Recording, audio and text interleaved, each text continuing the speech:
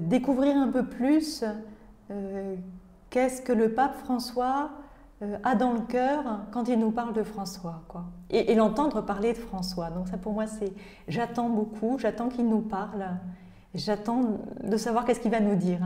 Et puis aussi quel est le message qu'il va laisser sur Assise. Donc voilà, donc, là j'ai beaucoup d'attentes de ce côté-là. Non pas de l'appréhension, mais en tout cas, le pape François, quand il parle, il est toujours aussi très engageant, donc on sait qu'il va falloir nous aussi accueillir la mission qu'il va nous donner.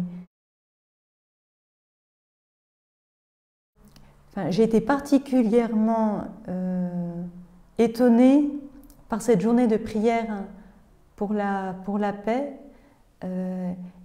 éblouie, je dirais, émerveillée par cette démarche que le pape proposait à toute l'humanité. Je dirais avec une confiance dans laquelle vraiment j'ai reconnu François qui n'hésitait pas à écrire des lettres à tous les chefs des nations. Et je crois qu'on a besoin aujourd'hui de refaire confiance, de se redonner confiance les uns et les autres, d'avoir confiance en cette humanité. Et en cela, je retrouve beaucoup François. C'est important que justement, dans tout le périple qu'il va faire, il ait cette attention particulière à passer au protomonastère et à rencontrer les Clarisses et à prier devant Sainte-Claire.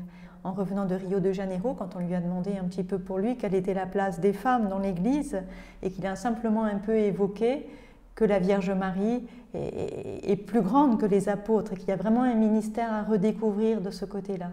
Et je crois que la figure de Claire, à côté de celle de François, nous montre un petit peu et nous révèle qu'il y a une forme de ministère qui est tout à fait particulier et qui s'agence à côté de celle du ministère pétrinien et du ministère des apôtres.